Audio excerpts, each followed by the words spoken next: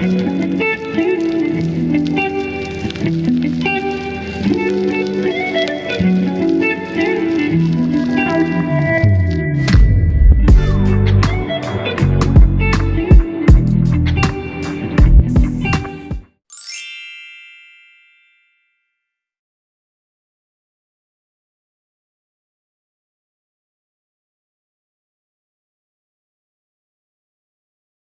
Babe, we sound like every black household with this. I know. And the ceilings upstairs is so tall. The ceilings are so high upstairs. And they put it all the way at the top. And it's like, you got to get like a super tall ladder to get it. It's cool. You don't usually hear it in our normal videos, but because we're sitting in the living room, I can hear it. Yeah. Working in construction, man, you just be seeing the past work people do. You be like, y'all must have been on drugs. Y'all must have been doing something, man. Why are you making this difficult? Like, what? Yeah. What is going on, YouTube? What is up, y'all? We are back again, and we have a special guest in the house. Introduce yourself. Hey, Chris Simius. I'm gonna give out my full government, yeah. Yeah, you gave out your full government. Yeah, I'm glad to be here, man. So glad to have you. Oh, thank you. We are so happy to have you. So we ended up meeting Chris at one of our XJW meetups. We met on Instagram first, right? Yeah. Like, I saw one of your videos, and I was like, you were saying, you was like, yeah, man, hit us up for the interview, man. Don't be scared, man. Let them know. I was like, yeah, why not? Yeah, so that's when I hit y'all up. That's right. And then you ended up coming to one of the XJW meetups, and that's how we really got to meet. We got to meet. Yeah. So he's a pretty cool guy, and we're just going to get into your story and kick it off like that. All right. So, of course, I have my questions. I will start from the top with that. I guess the very first basic question is, how long were you a witness? Like baptized or like? No, I was born. You can say all together. I was born in, so basically my whole life, but I didn't get baptized till 2018. So officially, it was like since then. So. Okay. How old were you then? I was 16. I was 16 when I got baptized. Oh, okay. Wow. That's young, though. That was over in West Palm, where Serena got baptized. Same pool. Same pool? Yeah. Small world. Mm-hmm. Yeah. Oh, that's crazy. Serena was older when she got baptized, wasn't she? Yeah, I think so. Wasn't it like recently? I thought so. Yeah. Mm-hmm. I don't remember, but I saw that on Facebook, man, and everybody's like, "Oh, you should treat her regular and all that." Nah, she gonna. No, she's a celebrity, man. They gonna show out. It's like Marcus Houston and people like that. Once you a celebrity, it's a little different. It's a lot different because do you guys remember Jason Worlds, the Steeler? Was he Steeler? Yeah. I think so. Yeah. But yeah, I remember whenever Jason Worlds started studying, like all the sisters were obsessed with him and everybody was talking about him, excited for him to get baptized. And once he actually became baptized, it was like over. They were, and they didn't treat him like a regular person. Like even if they did try to, like they didn't. Yeah. But okay, so you were 16 years old whenever you got baptized, but you were born into it. Yeah. Okay, so how far back does the Jehovah's Witnesses go in like your lineage? On both sides, it started with my parents, my grandparents. So on my third generation? Yeah, on my dad's side, well, as he tells it, when they first got into America, he discovered the religion and showed everybody. But I mean, I don't know how true that is. But we're gonna go with that. And then so he started that, and my grandma came in pretty quickly too, and then everybody else. And then on my mom's side, my grandpa, he used to be a Baptist over in Haiti. I was gonna ask, where you guys from? Yeah, he used to, I guess, go over to the church, and him and his friend became like a pastor or something like that. Mm-hmm. And then he was asking questions, and then his friend couldn't answer them, and his mom couldn't get any answers from them either. So then, a witness came over, and they're like, "Oh, actually, we got some answers, so let's go ahead with that." So that, and then on my grandma's side, she told me that she used to live at my auntie's house. Mm-hmm. No, not my auntie's house. Her auntie's house. Okay. And someone would come from like Port-au-Prince or like a big city and come over and like preach, but there wasn't like a set Kingdom Hall yet. So they said do like missionary type stuff, but I'm pretty sure it was still like a Haitian dude that came over and was like, you know, preaching to them and all that stuff. Oh wow! So it started in Haiti. Yeah. For that side, yeah. But my dad's side, it was when they got to America. Okay. That's pretty. Okay, so both of your parents Haitian? Yeah. Oh, that's pretty cool. Have you ever been? Yeah, I went during middle school. Like I missed my whole middle school graduation just to go to Haiti. We went to see my mom's cousin, and then we went to like some kind of hotel thing. It was pretty cool. Yeah. I liked it. Yeah. We want to go. We want to go. We went to Dominican Republic, and they're like, the DR, they're neighbors. So we want to go there eventually too. Yeah, definitely. But that's pretty decent though. So it started with a lot of people we meet started with grandparents, like third generation, and a lot of our generation is waking up. And I mean, it's about time we like undoing. I guess our grandparents for some reason needed this to happen for us. Yeah. But the time has got to where it's like, all right, thank you, but it's time to go. We got some other stuff we're trying to break down now for our kids. Yes.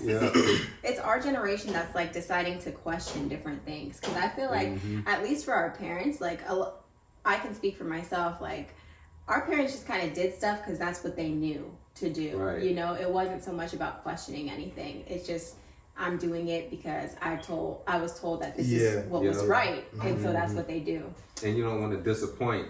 I think our generation we not really worried about disappointing parents if we feel like it's not right. Like, no, this doesn't fit right with us. And this is what we're gonna do. Right. Yeah. That makes complete sense. Okay, so do you still have family that's in? It's basically everybody. Like it's like we'll call it 90%. Let's say 90%.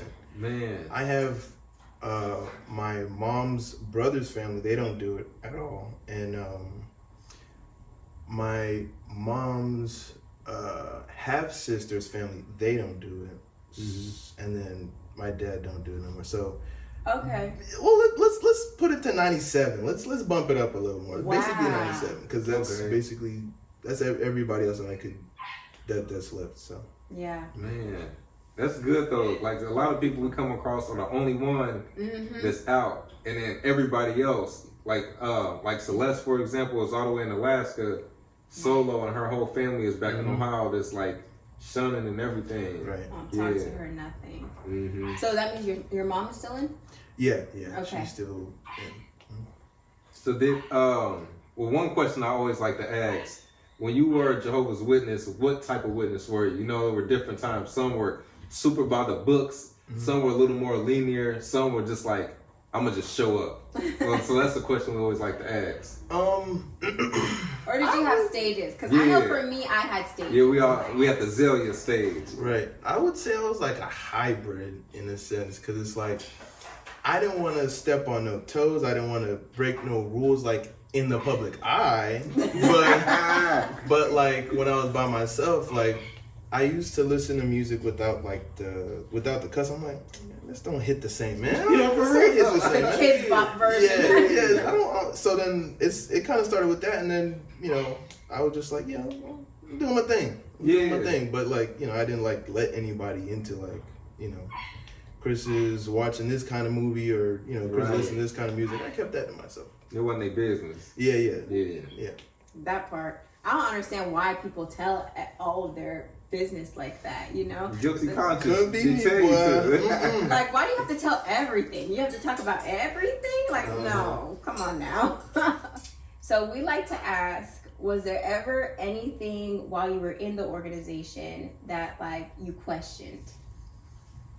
There was like He took a deep breath on this one. It was just like so many things that I just like pushed back, like, well, it's the truth, so it is what it is. I couldn't understand how like when we'd be like watching the videos and stuff, like when they started actually showing videos in the hall and stuff like that. One time they were like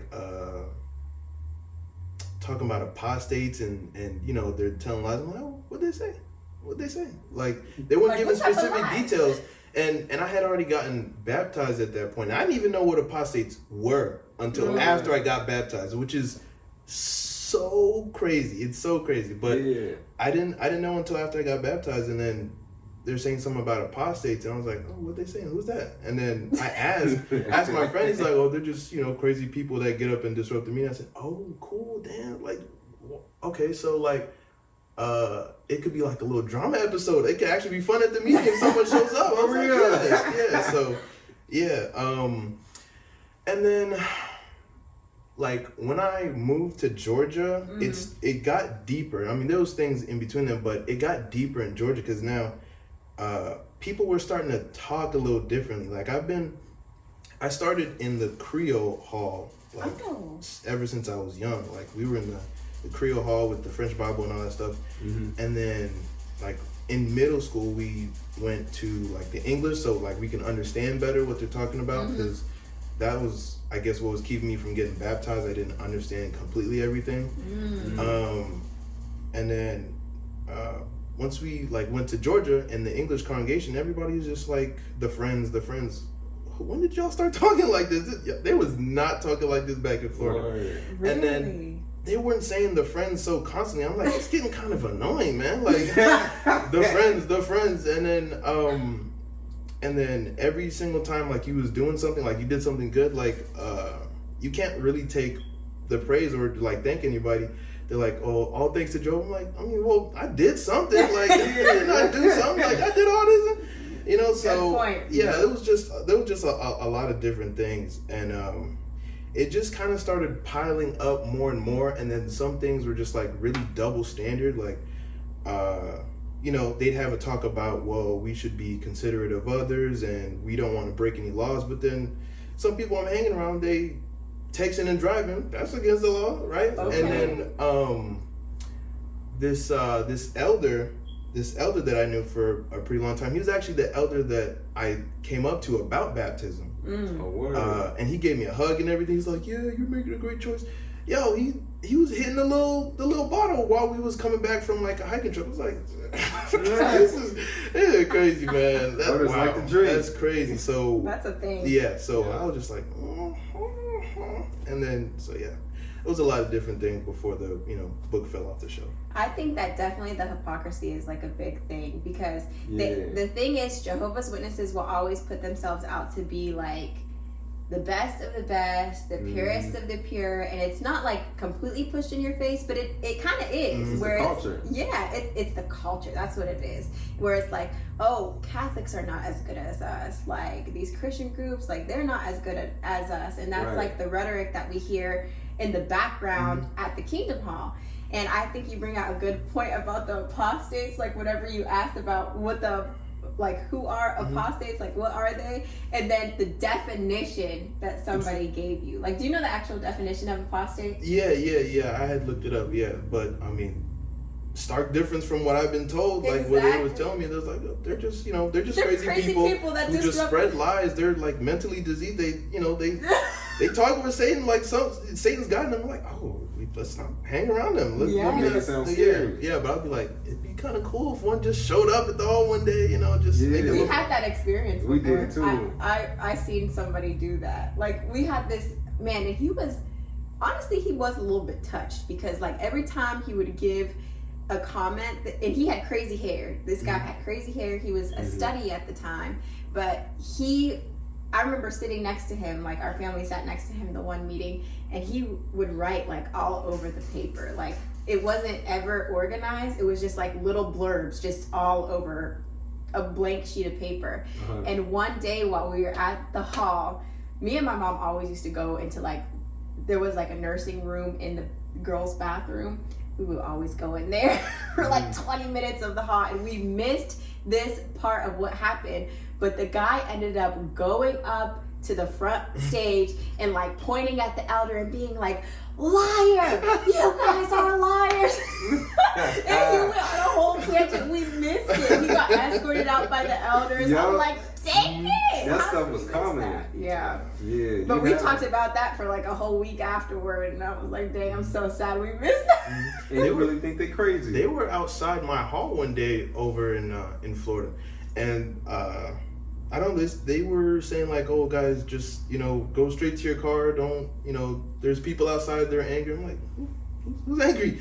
And then we got into the car, and then I just, you know, I did what they said. I got into the car, and then as we're leaving, they're like they're right at the entrance, like with the signs and all that stuff. And then I read one of them like elders protect the peas, and I was like, That is crazy. Yep. I was That's like, the same thing. that's not true.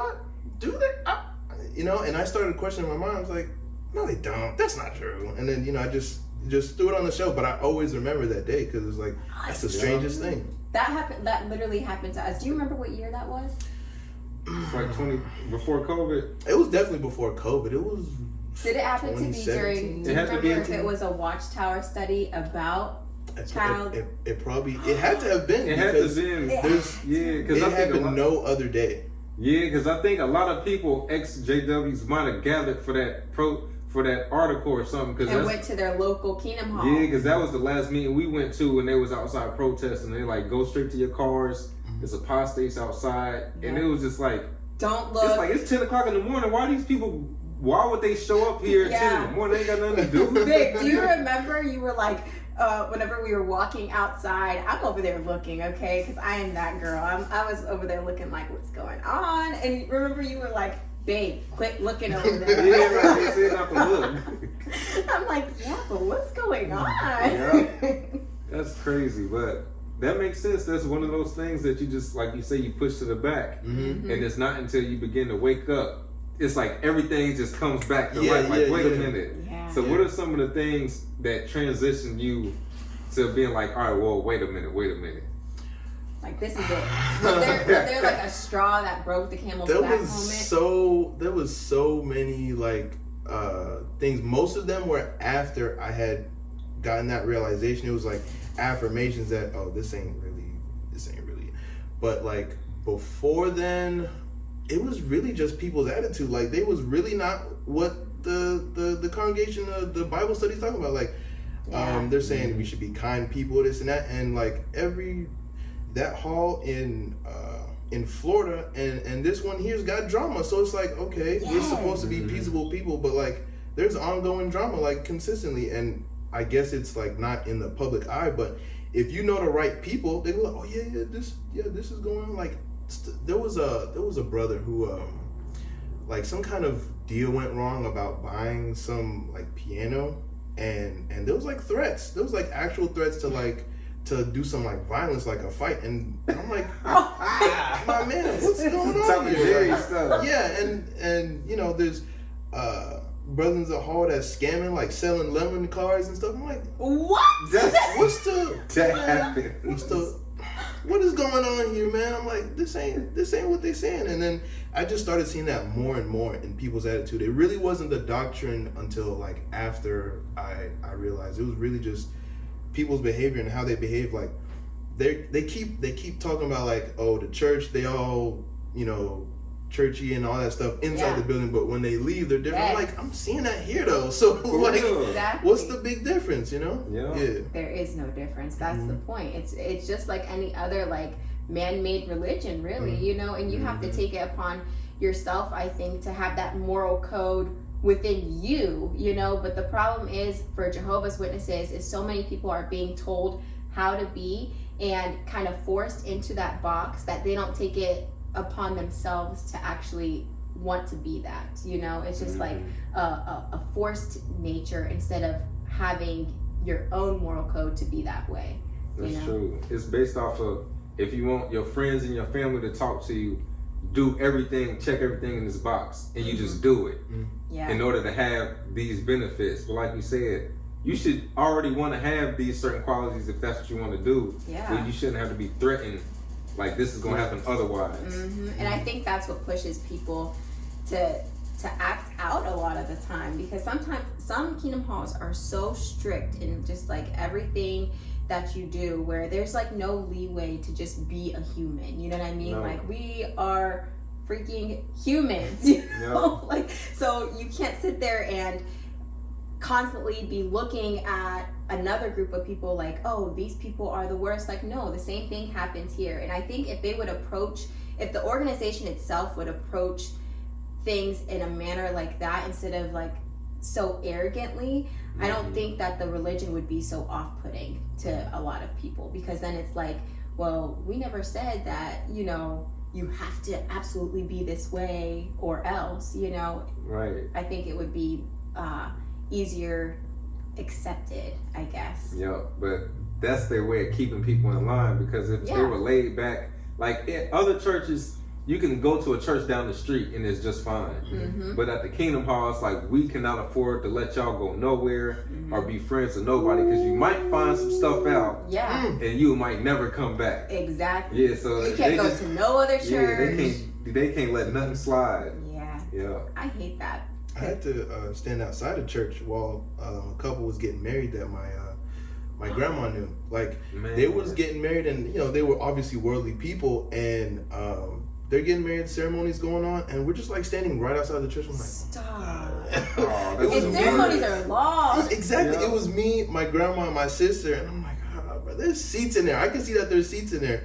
And then the only time we could actually go in was when someone had to use a bathroom, but then quickly leave. I'm like, but they're not even. What are they? It's a wedding. They're not talking about church stuff. So, man, I was like, that's man, and people looking at you crazy, like, man. Yeah, like, why are they standing outside? We're just like, right. Yeah. That's the awkwardness of being a Jehovah's Witness, is feeling like a weirdo all the time. Like, you don't honestly address it that way, but everybody feels that way. Everybody look at you crazy. And like at work or at school, you have to always be odd. And who wants to be odd or be left out of stuff all the time? And you guys are literally at a wedding. Like, what's the problem? But that's what I mean. Some people just take it and like run with it. And for me, I love to travel. Like, we love traveling. And when I travel, I want to be like immersed in the culture. I want to see what churches you guys go to. Like, I want to see what religion you guys, you know, believe in. Like, if we are somewhere where there's like a Buddhist temple or whatever, I want to go, you know, and I don't want pictures. I want to see what's happening in here, you know. And I think that it is so limiting for an organization to be like no, all of these places are the devil, and you can't experience anywhere else but here. And that brings hypocrisy, because if Jehovah's Holy Spirit is so strong, where's his spirit at when I walk in this church? I'm gonna hear something that's gonna make me not be a Jehovah's Witness or something. Like, his spirit should be so strong that I can walk into your church, or you can hand me one of your church publications, and I'm not gonna get converted. I can just be like, well, I'm a Jehovah's Witness. Okay, I don't want to do this, and throw it out. No, but that's how they operate.